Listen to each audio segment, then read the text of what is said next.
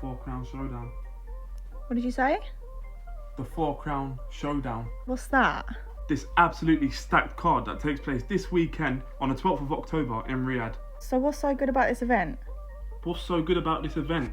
7 fights, title shots as well on this card. It's unreal. Let's go through the fights. So the night starts off with Saudi prospect Mohamed Alakel as he takes on Jesus Gonzalez in his professional debut in boxing. Okay. That's not it. Sky Nicholson defends a WBC belt against Raven Chapman, the first ever female fight in Saudi Arabia. It's only 2. You said 7 fights. You know the surgeon? No. Yes, you do. Ben Whitaker, the quickest, highest rising athlete in the UK right now. He's got over 2 million followers on Instagram and he's not even at world title level yet.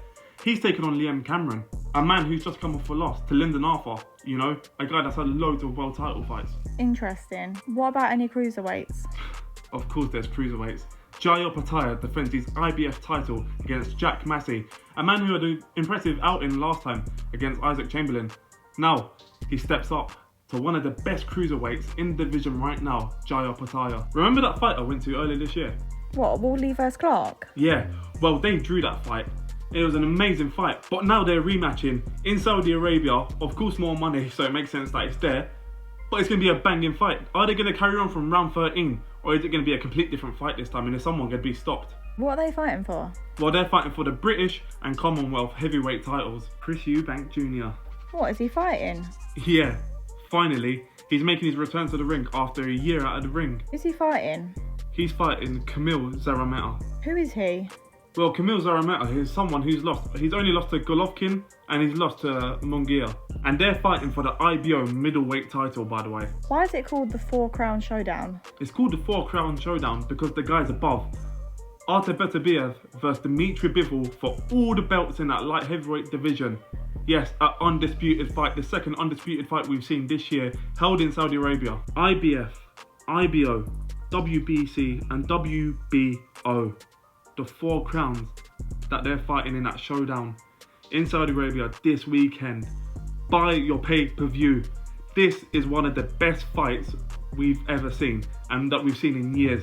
This is one of the biggest cards, probably the best card that Saudis have put on so far. So many of these fights could be main events in their own rights. Wow, look at all the names.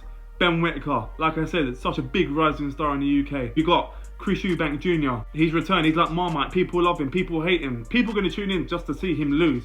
But realistically, he might win his fight.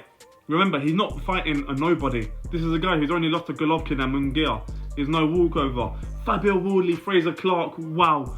What an amazing fight the first fight was. Fraser Clark knocked down, but that didn't stop him from getting a draw. Wow, it could have went both ways at the end. Oh my God, it's so close. And of course, the man to top the bill is unreal. One of the best fights we've seen. Will the power of Beterbiev be enough to stop Bivol? A man who's not stopped. Remember, Beterbiev has 20 fights, 20 knockouts. Every man that stood in front of him in that ring, he's knocked out.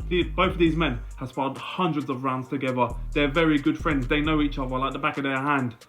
Who's gonna win? Will the technicality that Bivol possesses be enough to beat the powerhouse in Beterbiev?